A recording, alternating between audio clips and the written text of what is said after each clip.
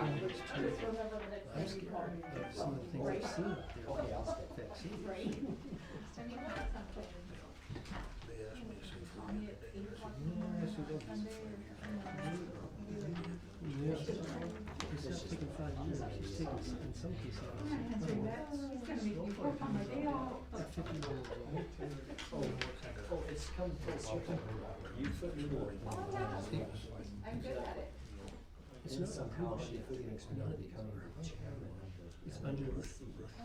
You haven't been chairman for 3 years, hush. As a state employee. We're live. I did. It was good. Let's call this regular city council meeting to order, 1800 hours, March 11th, 2021. First item of business is roll call. We're missing one. I don't know where Mike is. Here he comes. Okay, looks like we're all here. Mike's just running a little bit late, so we'll kind of give him a chance to rush up here and get in his seat. Run, Mike, run. We're talking about you, Mike. It's still 6. Oh, just made it. Okay, we have everybody in attendance in the chambers tonight. Item 3 on the agenda is the Pledge of Allegiance and the invocation. Adam, would you lead us in the pledge, please? Happy to. I pledge allegiance to the flag of the United States of America and to the republic for which it stands, one nation, under God, indivisible, with liberty and justice for all.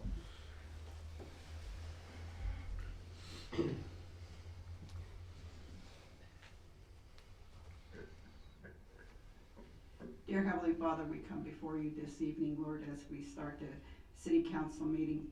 Father, Lord, we just ask you to put your hands over each and everything that is on the agenda. Lord God, the decisions that are made, Lord Jesus.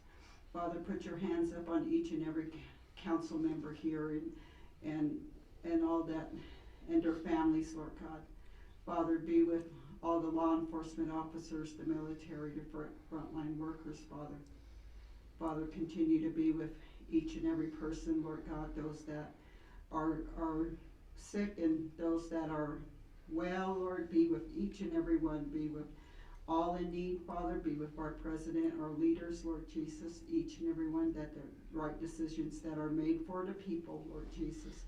I thank you, Father, for everything you do, your blessings and your protection over each and every one of us. We give you honor and glory this evening, Lord God, in your precious name. Amen. Amen. Thank you, Ms. Montoya.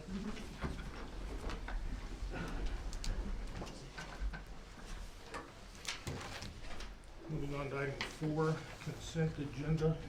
Chair will entertain a motion to approve consent agenda. So moved.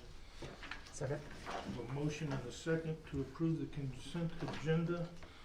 All in favor, any discussion or questions on it? None? All in favor? Aye. Any opposed? No opposed. Consent agenda passed. Call for public agenda item. There are none. There are none. Okay, new business, item 6. New business A, 6A, swearing in of our new council member, Kip Wolford. Stand up, raise your right hand, repeat after me. I, Kip Wolford, I, Kip Wolford, do solemnly swear that I will support the Constitution of the United States that I will support the Constitution of the United States and the Constitution and laws of the state of Arizona, and the constitutional laws of the state of Arizona, that I will bear true faith and allegiance that I will bear true faith and allegiance to the same and defend them against all enemies, to the same and defend them against all enemies, foreign and domestic, and and that I will faithfully and impartially discharge the duties of council member, that I will faithfully and partially discharge the duties of council member in and for the city of Holbrook, and for the city of Holbrook, Navajo County, state of Arizona, according to the best of my ability. according to the best of my ability. So help me God. So help me God. Congratulations. Thank you. Welcome aboard, Kip. Thank you. Thank you. If you'd like to take a seat. Is this heated? No, it's electrified. There you go. It's just electrified, Kip, that's all.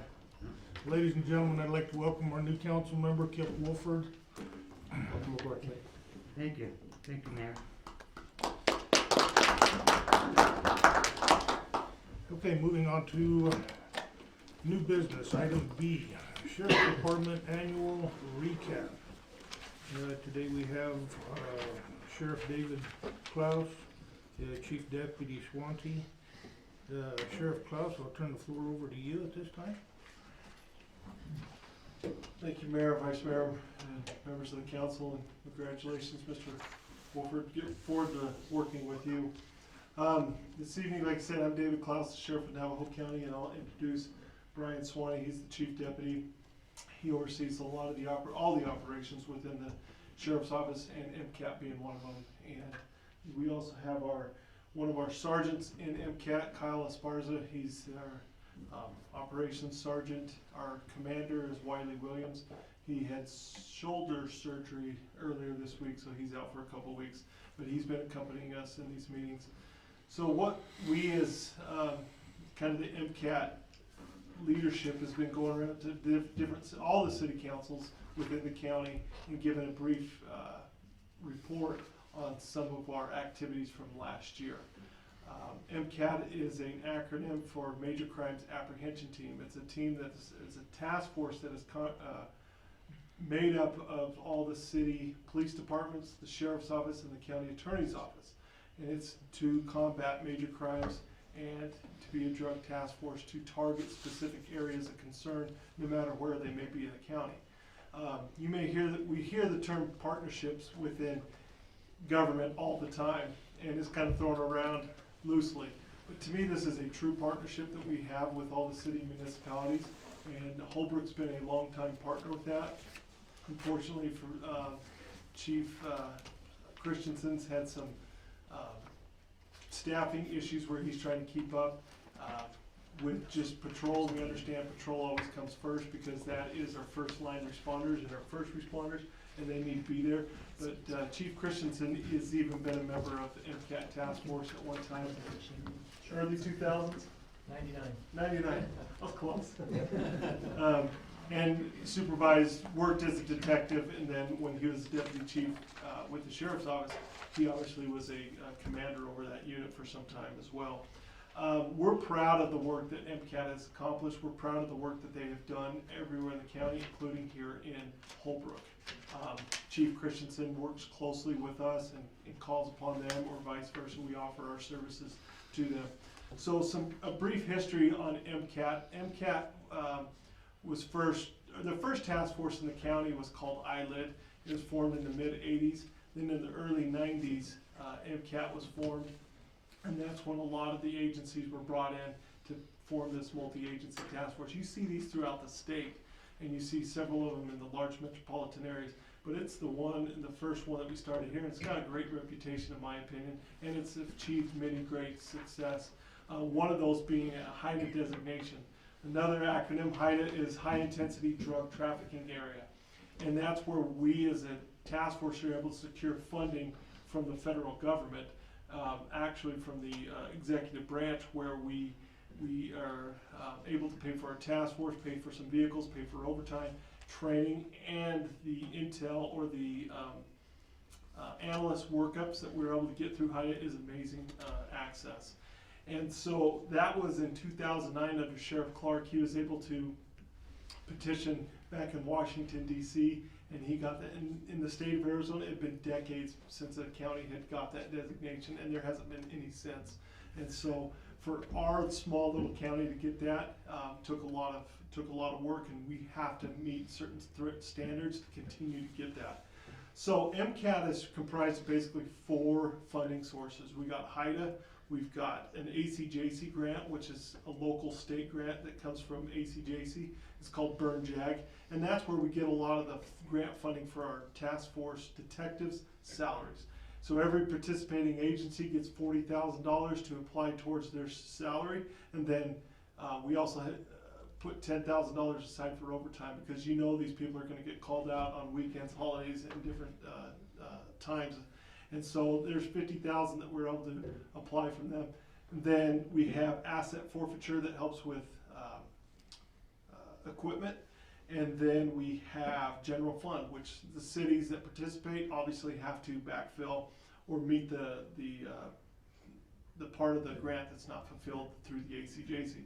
So you have all these sources, and that's, that come together. And so that's when I talk about partnership. We also have a financial partnership in this. We have a jurisdictional or mutual aid agreement, and it's been going since the early 90s, and we won't want to see it go away. We want to continue to push that, because we look at these things that there's not a boundary when it comes to criminal activity. Now, of course, when a call for service comes out of a trespassing or a shoplifting or a burglary, Chief Christensen's calls are within the city of Holbrook, and the sheriff's office are obviously in the unincorporated areas. But when it comes to criminal organizations or drug trafficking or burglary problems, we know that those don't just fall on those lines, and that we have to work and combat those things together. And this task force is what we found to be the most effective, where everybody's contributing, and then the chiefs that are part of this board that make up MCAT have that at their disposal anytime. And even though the city of Holbrook, just due to the fact of struggling with some staffing, they still have that access. Chief Christensen is always, he sits on the board, and he always has that access, and he'll never, will never be, turn him away. So with that, Chief Swanee's gonna come up. He has a brief PowerPoint to talk about some statistics, a couple cases that we've worked, and then any questions you guys may have for myself, the chief, the task force commander, or Chief Christensen. Thank you. All right, thank you, Sheriff, Mayor, Vice Mayor, Council, and staff. Thank you for having us here today. Any chance I get to come talk about the Drug Task Force, Major Crimes Apprehension Team, I love that opportunity, so appreciate the time. As the Sheriff had mentioned, the multi-agency task force effort, it truly is a multi-agency effort. And on the handout that I gave you guys, the first page there, it outlines pretty much all of our partners. So the Navajo County Sheriff's Office is obviously involved in that. We're designated as the management agency. The Show Low Police Department has a detective assigned to the unit. The Winslow Police Department has a detective assigned, and then our partners with with HIDA, and then all the agencies down below, all the federal agencies, state agencies. We work hand in hand with each and every one of those. As the sheriff talked about, criminals don't know jurisdictional boundaries at all. And they can go from Winslow to Flagstaff, and from Holbrook to Show Low, back and forth and across county lines all the time. So we work very closely with all of our partners here to combat and target those bad people, those criminals that victimize our communities. Just the next page there is just some annual statistics. It's very tough. Excuse me. It's very tough to put a year's worth of the phenomenal activity, the phenomenal work that this unit has done into a 10-15 minute presentation on 5 slides. It's very difficult. So the drug and currency seizures. Methamphetamine, 166 pounds. That is just what the task force has seized. This does not include what Chief Christensen's officers have seized in his city, or the highway patrol, or anybody else. This is just what the MCAT detectives have seized, 166 pounds. We all know what methamphetamine does to our communities and how dangerous that is. Heroin. Back 30 years ago when I first started in this business, heroin was not an issue. It was something that was taught to me as a young cop that, oh, that's dirty stuff. It's not around anymore. And it was gone for a while. Heroin's popped back up. It's huge. 15.6 pounds. That may not seem like a whole lot, but the drug dealers, I don't have my pen. Drug dealers, well, thank you. They sell heroin by the point, which is basically the size of the point of the tip of your pin. That's how they sell that. And so 15 pounds of that is a significant amount of heroin. Cocaine, 16.9 pounds. Not a whole lot of cocaine. Cocaine's kind of lost its luster a little bit because the quality of methamphetamine that's coming across our southern border is so good that cocaine is really not a big player anymore. Cocaine's got a 90-minute onset from when you use it. You're high for about 90 minutes and it goes away. Methamphetamine can keep you high for 4 to 6, 8 hours because of the quality. Marijuana, 450 pounds.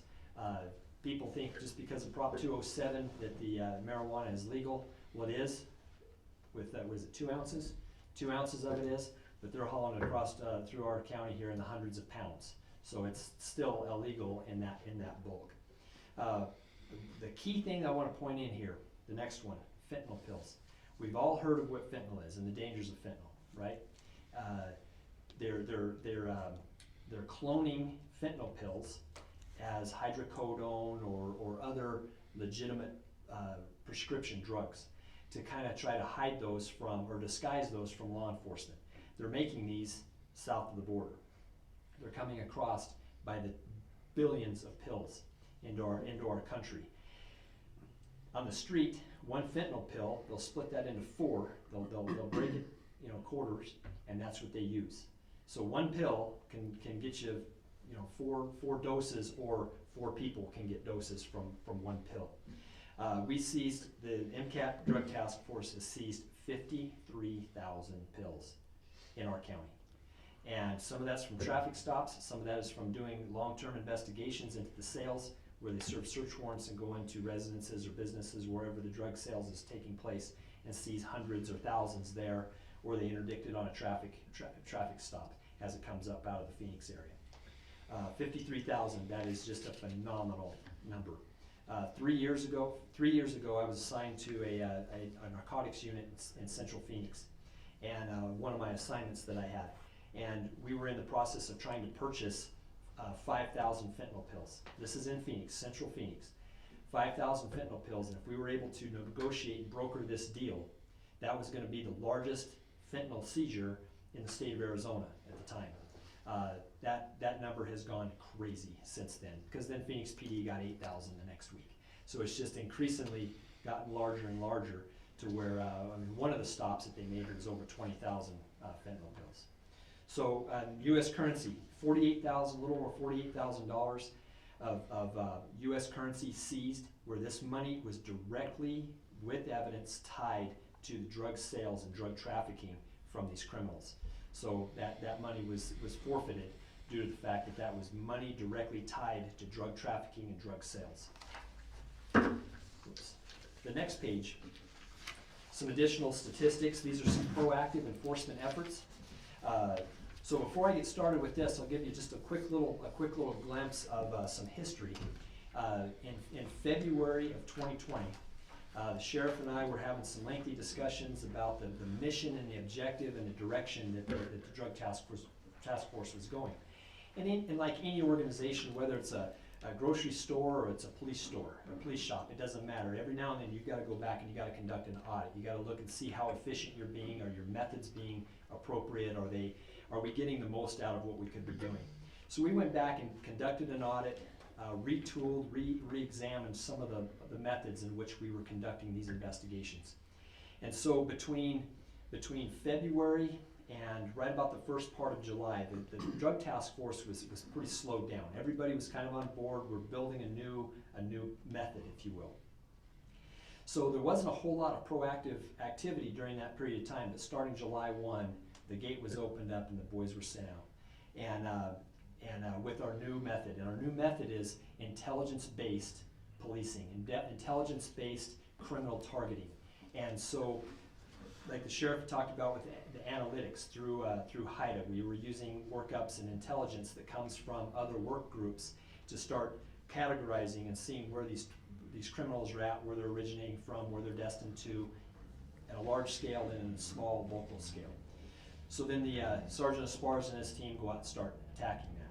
So from July 1 to the end of the calendar year, these detectives, this small group of detectives, they arrested 96 people. It may not seem like a whole heck of a lot of people, but every single one of those arrests were a significant felony, hands-on, taken into custody, with a lengthy investigation that was conducted in front of it. So that's a, you know, and if you add the rest of the year in there, if they have the opportunity for the rest of the year, you can almost double that amount. But those are all felony arrests relating to major crimes. The MCAT task force assisted other agencies a total of 323 times. Now what I don't have is what that time investment is there, but on 323 occasions that the drug task force was called, hey, we need assistance with this. It could be anything from providing advice on a traffic stop to writing full-blown search warrants to serve on a business or a residence. Grand total of search warrants were 95. 16 of those were residential search warrants. What I didn't put in here, what I didn't list in here, is how many search warrants were written for computers, were written for smartphones. There's incredible evidence and data that we can get to show the furtherance of a drug trafficking organization through computers and cell phones. They wrote numerous of those as well. Every search warrant, to sit down at your computer and start writing this thing out, can take up to 2 or 3 hours, let alone all of the background work that requires to get that probable cause, to list that in the affidavit to submit before a judge. So every one of those search warrants, you can probably add, you know, times 4 hours, 5 hours, what have you, just to get that done. The total amount of assistance that is provided directly to the City of Holbrook Police Department was on 19 different occasions. And again, that can be everything from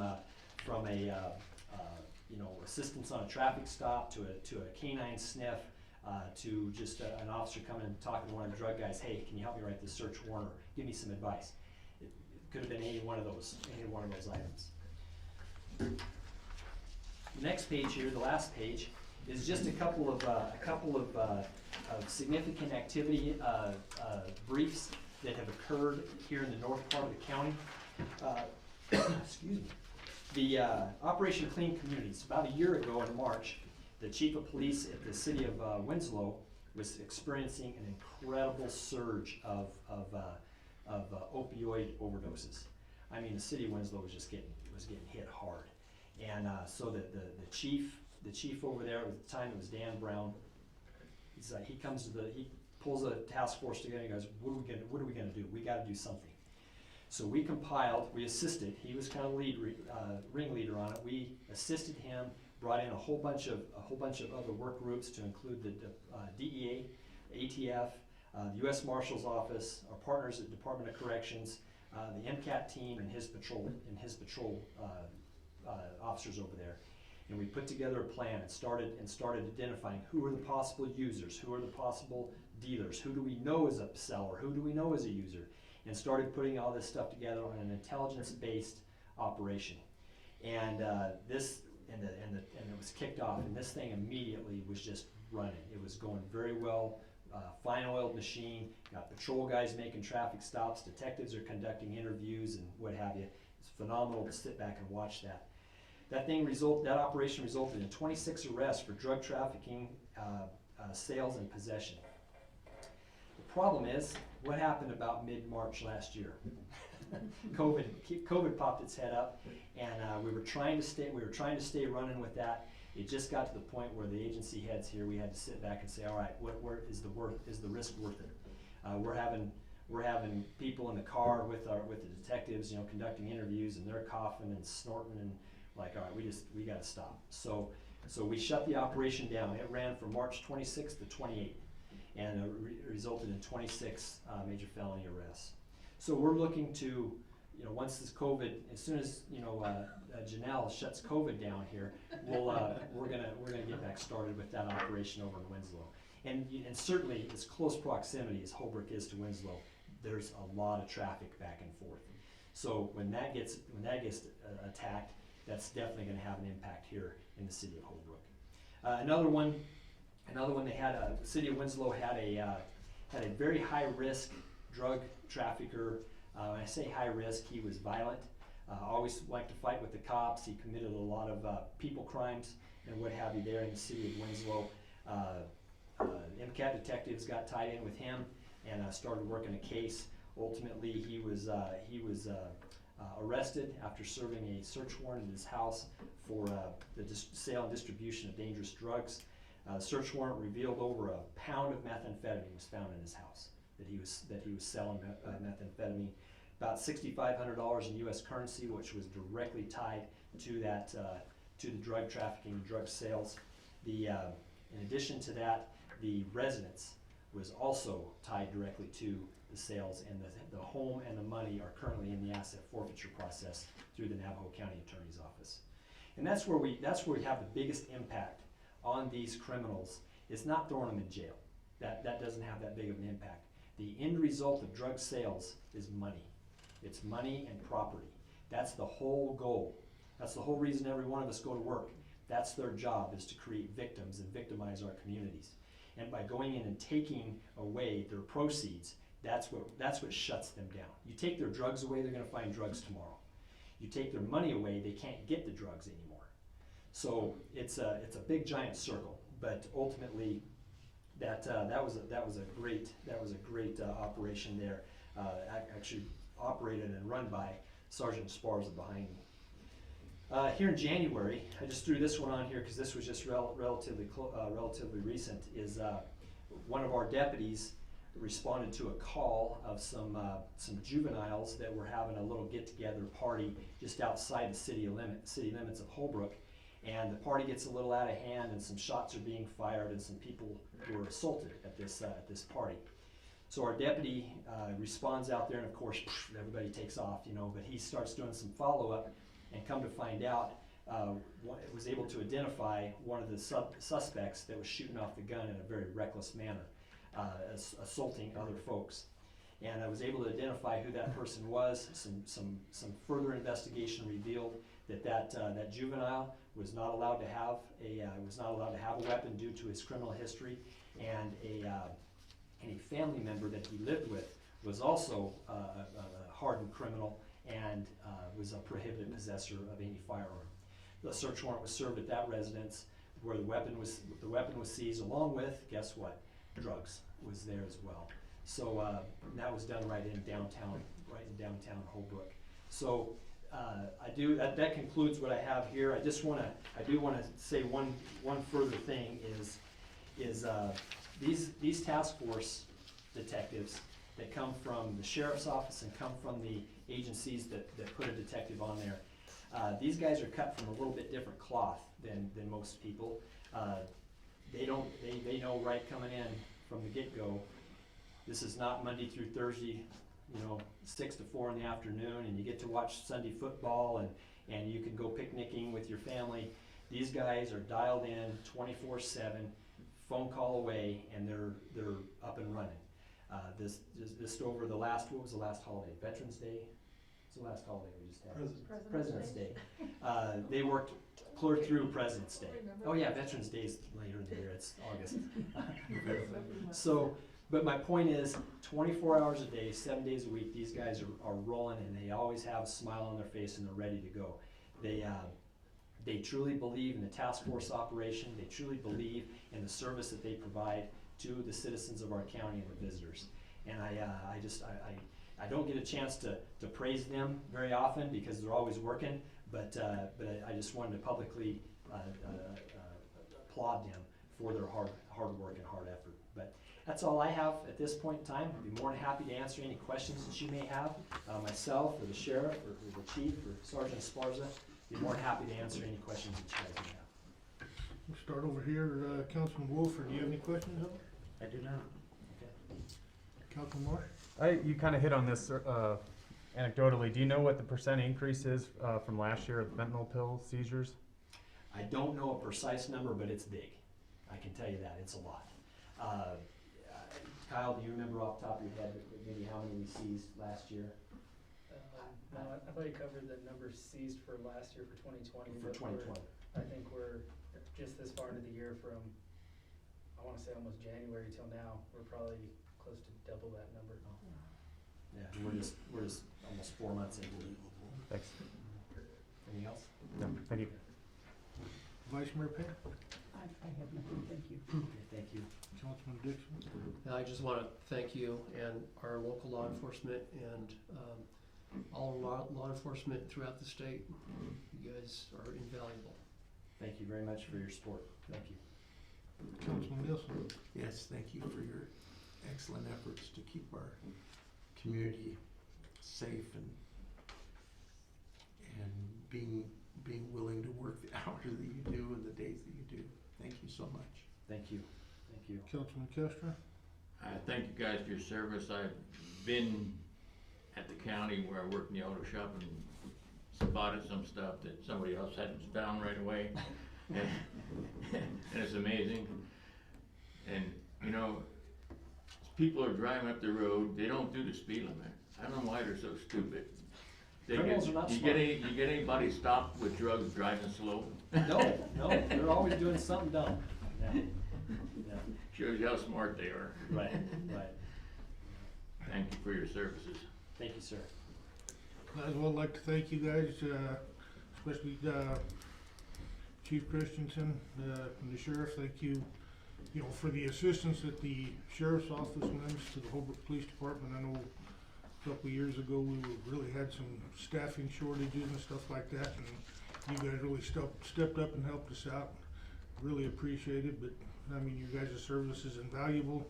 I worked alongside a lot of you doing some of the drug seizures when I was with Animal Control, working with MCAT and stuff like that, doing some of the knocks and stuff like that with them. So I can kind of relate to what you guys do, and it's, like you said, it's people cut from a different cloth, definitely. Definitely. I thank you guys for your time, appreciate you coming in, and again, thank you for everything that you do, not only for us, but for everybody in the county. All right, thank you guys very much. Okay, at this time, we will move on to item C, a COVID update from Navajo County Health Director Janelle Lynn and Emergency Service Manager Katrina Jenkins. Good evening, Mayor and Vice Mayor and members of the council. Thank you for inviting us here to present to you tonight. We're gonna try to please Deputy Chief Swampy here and do the best we can do to stop COVID. We're ready to stop working so he can start working. So these are just some of our current case counts to date. I pulled these around 2:30 this afternoon. For Navajo County, there have been 15,512 total cases of COVID. 6,643 of those have been worked for by our Navajo County Public Health nurses. New cases in Navajo County, this updates at midnight, so actually in the last 24 hours we had 16, and the rest of that 29 have come in so far today. That'll update at midnight. We are currently monitoring 72 households. So 72 households does not mean we have 72 cases. So a lot of people don't understand why the households don't match the cases. So a household may be monitored because they're isolating as an exposure, not necessarily because there's a case in that household. We have had 168 total deaths off reservation in Navajo County since the start of the outbreak, and 510 deaths if you include tribal lands. We are up to 510 also hospitalizations, and 585 non-reservation cases that have linked directly to a school, so either a school staff member or a student. So this is an epi curve of our cases for Navajo County since the start of the outbreak. They include our off-reservation numbers and our on-reservation numbers, as many as are reported to us. So we know we haven't completely captured them all, but we've done our best to give a reflected picture of the county as a whole. So the initial spike in the beginning were our cases up on the Navajo Nation, and we kind of dropped off and had a few quiet weeks. These are by week, by the way. And then we got to the summer months, early summer, started into our first spike. And at the top of our first spike in a week, we had 250 cases in 1 week, were the most that were reported to us. We kind of had our mitigation strategies in place by then, and really the public educated on mask wearing and social distancing, a lot of events being canceled. Going further into the summer, people are outside more, not so gathered. Once school started in the fall, we start seeing an increase to a second spike. Then we start getting close to our holidays, starting with Halloween, and people started gathering, and we moved into Thanksgiving, Christmas, New Year's. So you can see our second spike rose more quickly and was much more drastic than our first surge of cases. The top week with that second spike had 410 cases reported to us in 1 week. We were receiving at that time between 100 and 160 cases new cases a day. And so it's a lot of people, 160 sounds like a lot. Some of these cases, when we would work them and contact trace them out, had over 200 or 300 contacts. So there were times that we were monitoring over like 3,000 households at a time. And we would call those households every day during their isolation period to monitor them and see how they're doing, make sure no new members are sick. We had several times where our nurses would call and be like, you need to go to the hospital. And we know that we were able to save lives by monitoring those patients and helping them make decisions on, yes, you need to seek some further medical attention. So households in the 70s were like loving those numbers. So these are our rates per 100,000 and our percent positivity rates. This is a comparison from the peak of the outbreak, which was in January, to present. So on January 3rd, that was our highest week in the outbreak.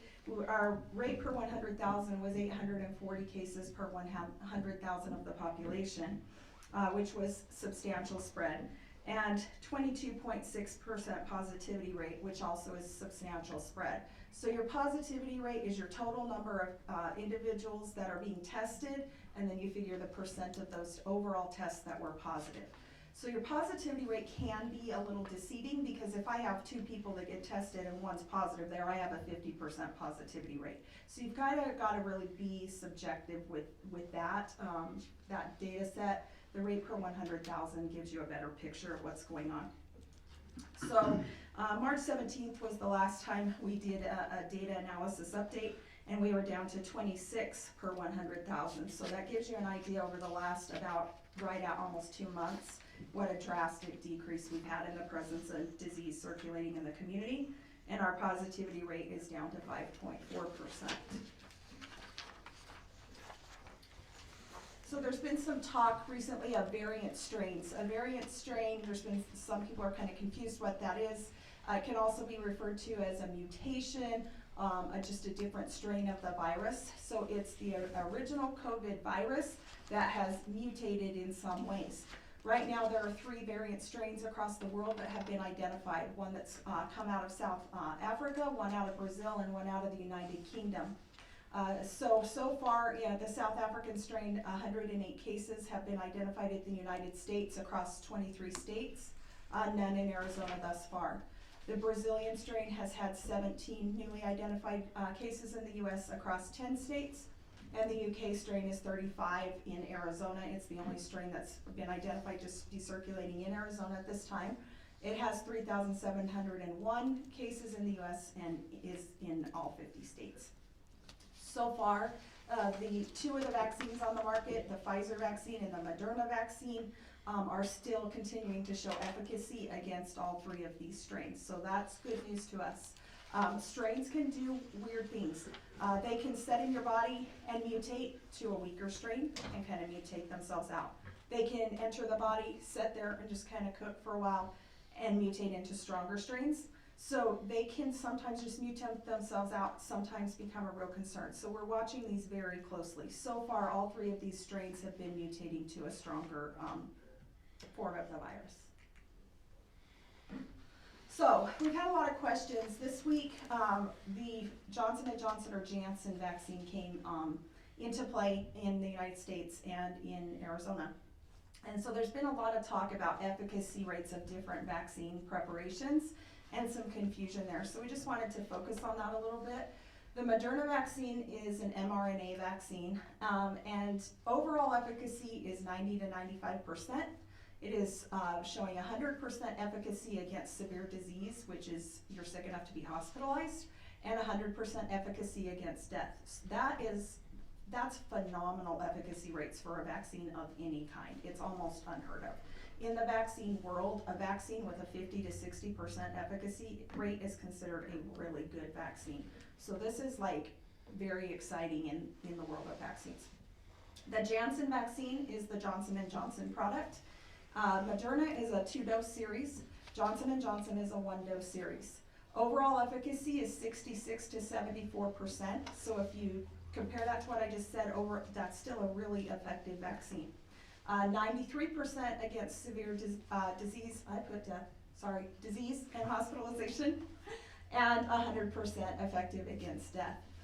What we're trying to stress to people is the studies that were done for these were done in different countries with different populations who had different underlying health issues and comorbidities. And some of these were done in countries where variant strains were already circulating versus the Moderna product was not. So to compare these like apples to apples is really challenging to do because of the nature of the study. So to really look at that and say, oh, this Janssen vaccine is not as effective as Moderna, there's a lot of things you need to consider into that. So the CDC does not recommend one vaccine over another. They say if you want a vaccine and you have access to one, don't worry about what type it is, just choose to be vaccinated if you want one. So our vaccination rate comparisons. So we have issued 24,870 doses of vaccine in Navajo County. Once again, this includes our data from our tribal partners as accurately as it's been reported to us. 16,557 of those are first doses for our 2-dose series vaccine, and 8,473 individuals have completed their vaccine series. So we're really happy with these vaccine rates. We're running between 18-20%, and we really feel like it's actually higher because there's a pretty significant. That's really all I have. Any questions I can answer on that? Councilman Wolford?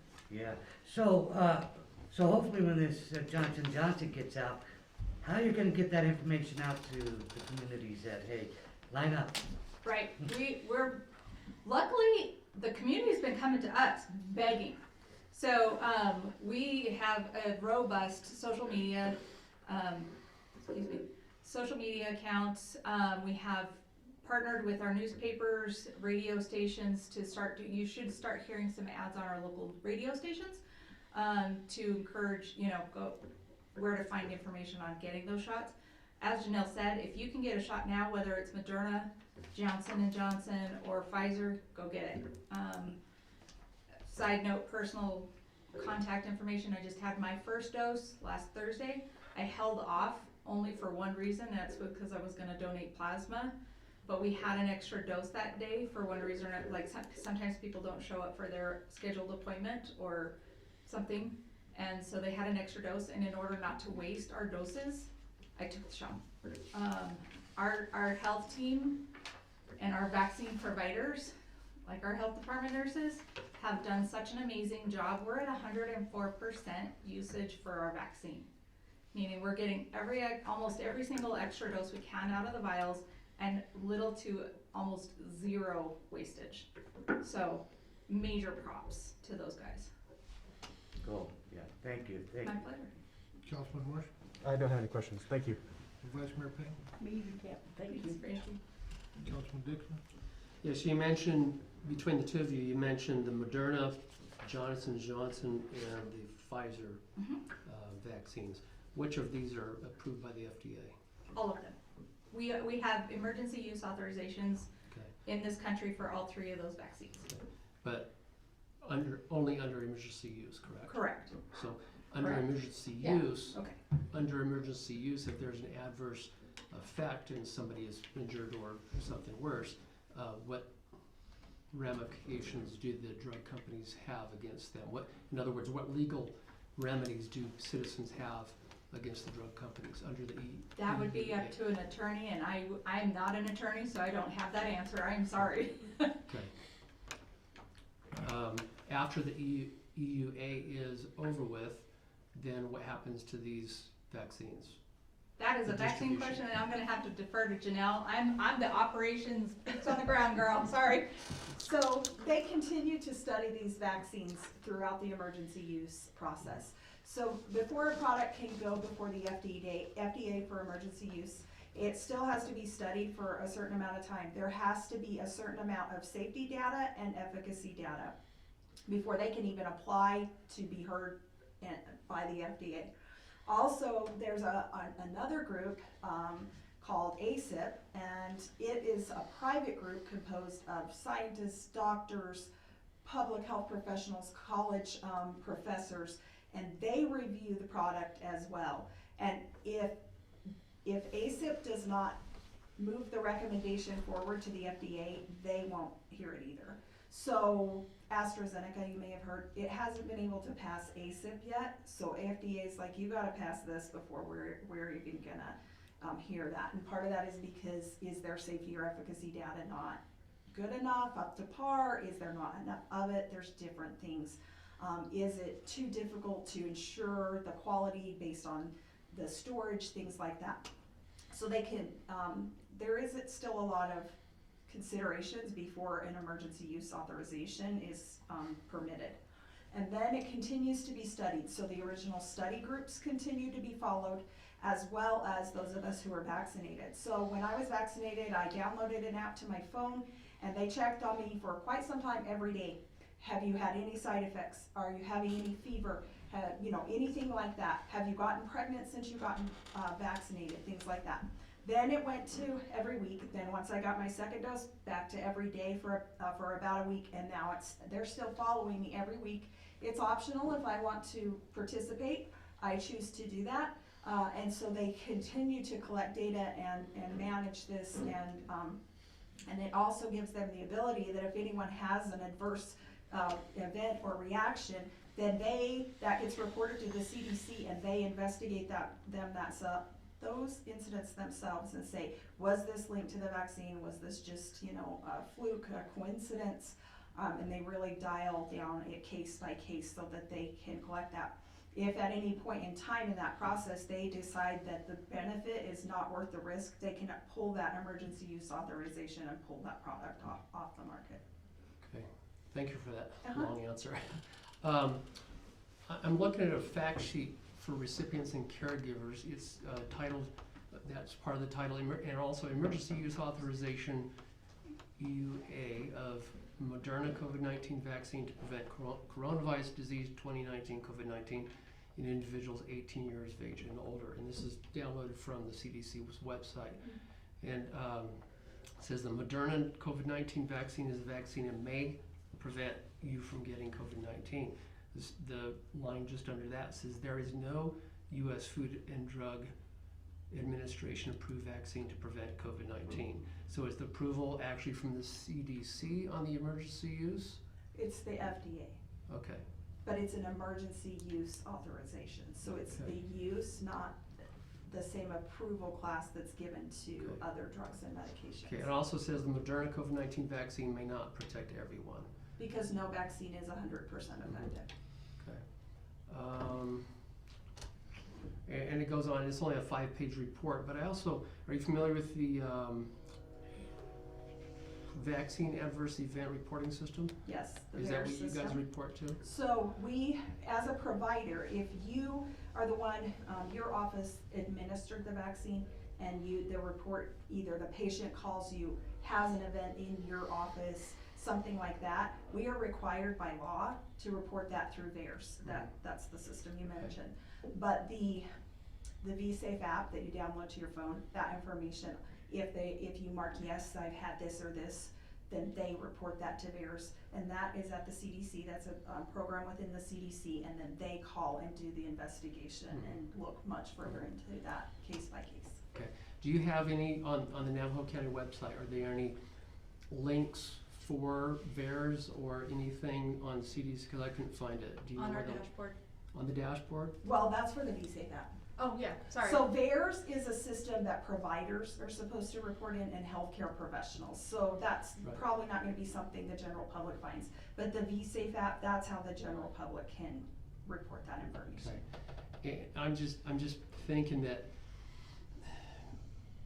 if there's a better way for Navajo County to distribute or make the information available on adverse reactions to these vaccines, because I was looking at, and there's tens of thousands of entries on this spreadsheet that I'm looking at right now.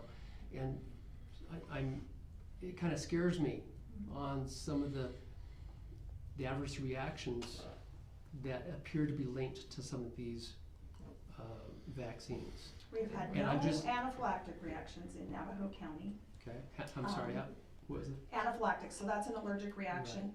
An insignificant allergic reaction beyond a rash. We have had a few people report back that they've experienced some rash. We are getting, so the systemic symptoms, fever, headache, things like that, those are not side effects. Those are expected. It's your body surmounting an immune response and starting to build immunity to this virus. So those are not classed as an adverse reaction. Those are side effects. They still are keeping track of those, but that doesn't fall into the adverse reaction category.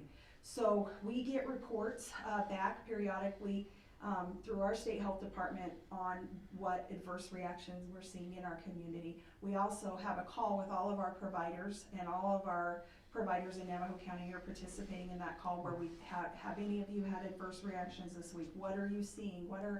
And most of them is a sore arm, and they're having some of those flu-like symptoms for 24 or 48 hours. So we are trying really hard to also keep a pulse on that for our community by communicating with the partners that are providing vaccine. Before someone gets a vaccine, we give them that fact sheet, and they are required to review it before they sign to receive the vaccine. And they are made aware that this is not gone through your typical process. It is an emergency use authorization. The FDA and CDC and APIC deemed this as the benefit far outweighed the risk, but it's the person's individual choice should they choose to be vaccinated, and that's made very clear before the vaccine is provided. Okay, and for the public, I just recommend that you look up the VAERS data and do your own research on these, just like with anything else that you might put into your body. I mean, it goes from organic fruit and vegetables to vaccines. We want to be as healthy as we can. I think we would all agree to that. Have there, to your knowledge, to either of your knowledge, has there been any studies or case reports on pregnant women as far as miscarriages or the ability to conceive or to carry a child full term? That's one of the things that they're studying. That's one of the questions in the VSafe app, and one of the questions on the VAERS, should we need to report that. So a miscarriage, we do say if you experience a miscarriage post-vaccination, please contact us, and that is something we would submit a VAERS report on. So that is something they're tracking. I don't know that they have released formal data on that yet. Are you able to give any data on Navajo County? We've had 0 reports of that. Okay, good. Okay. And again, I just recommend that the public do their own research. Thank you, ladies. Councilman Nielsen? Thank you, Kat, wonderful presentation. Thank you. Thank you. Thank you. Just for the public, Katrina, do you know where here in Holbrook that people can get vaccinations? Where is it being offered? Right now, we have 2 providers, Safeway Pharmacy and North Country Healthcare Center. Okay. Just for the public that didn't know. For the public, a quick phone call ahead of time just to save yourself some time, make sure that they're open, that they have vaccine available, and that they're ready to see you when they're, and or book an appointment. Excellent. Ladies, appreciate you. Thank you. Excellent presentation.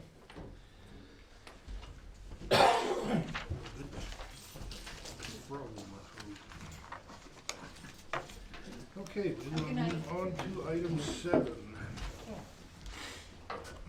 Item 7 is called to the public for non-item on the agenda. There are none. There are none. Summary of current events. I really do not have anything. Nothing new has really happened yet. Nothing new yet, anyway. So, I will go ahead and move on to council members. Councilman Wolford, do you have anything that? Yeah, why do I always have to go first? Just because you're lucky sitting up there. On the boot camp, okay. No, actually I did write something down. that I just want to read for the record about my appointment. Especially since I'm not an elected by the citizens of Holbrook. And I just want to help build their confidence in me that I'm here to represent them. So, understanding that this is just an appointment by the city council and not elected to the office by you, the citizens of Holbrook, I make this commitment to you that I will stand and speak out with you on much matters of concerns, on such matters of concern that will enhance the betterment of this community and the city of Holbrook. Please know, I will make myself available to communicate with you and keep the line of communication open until your matter of concern or issue is resolved.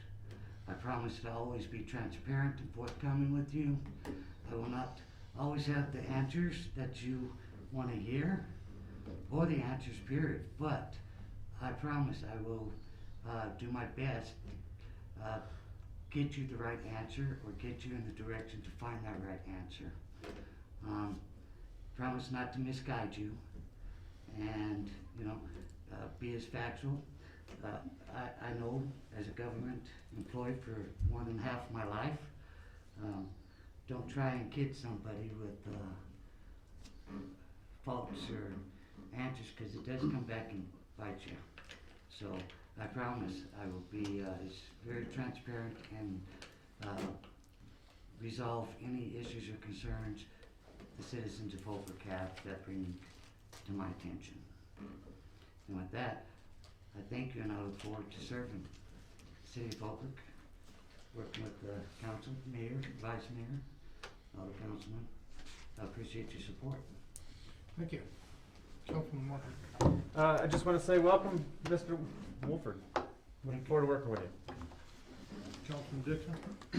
Yeah, along with that, I just enjoy and am proud to be an American where we choose our leaders and elect the people that we choose to represent us, and I just love the process. I also attended the Chamber's meeting the other day on the business licenses, and Francie was there as well, and Kip was there. And it was informative. We got to hear people's input about things, and so yeah, thank you. Councilman Nielsen. Welcome to the council. You know, you have a great reputation as somebody who loves and builds Holbrook.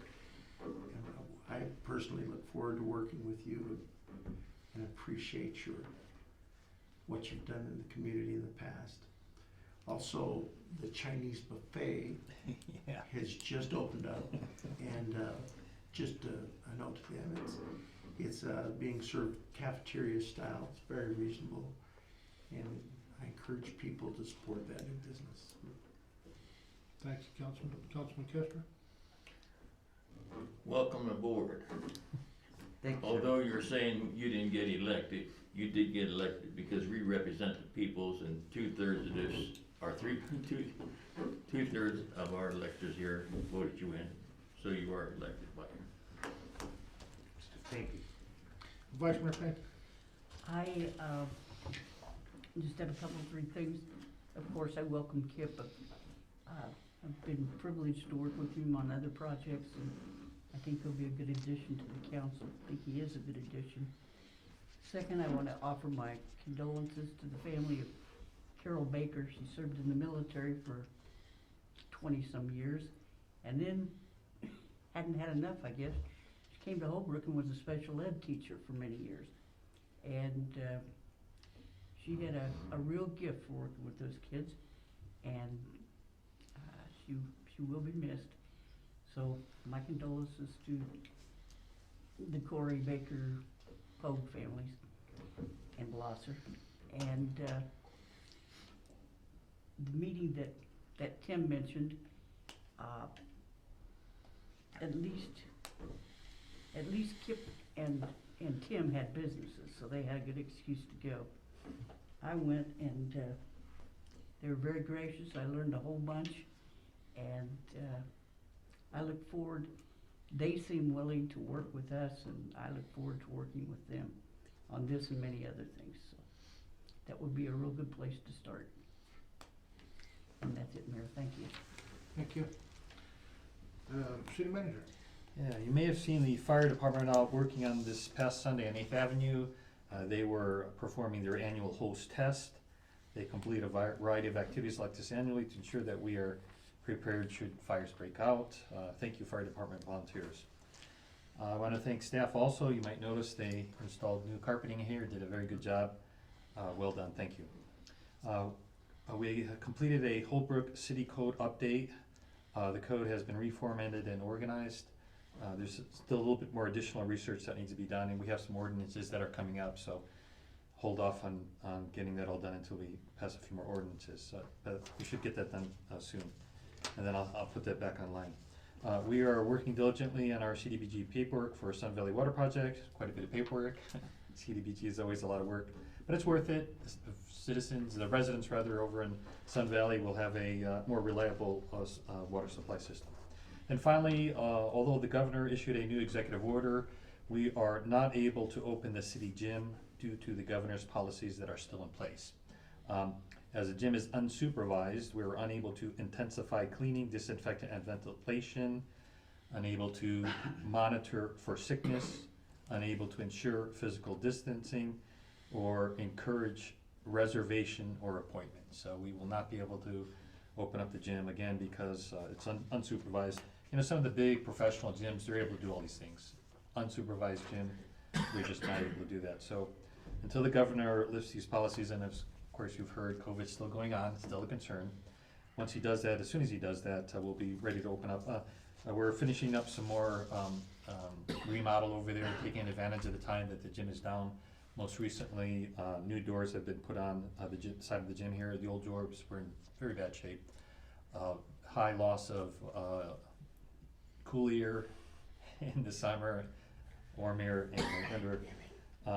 So with the new doors in place, you should see a significant savings in utilities. And that's something we've been doing around town. Doors, insulation, lights, and as a result of all that work, we'll see a significant savings. We'll be able to use that money in other areas that we need to be using it on. That's pretty exciting. Really went from not having any money to having monies available due to greater efficiencies. And Mayor, Council, that's all I had. Thank you. Thank you, City Manager. 9, submissions of written petitions for items not on the agenda. There are none. Item 10, Chair will entertain a motion for adjournment. So make a motion to adjourn. A second? A second. All in favor? Aye. Any opposed? No opposed, the meeting is adjourned. How are you guys doing? Hang in there.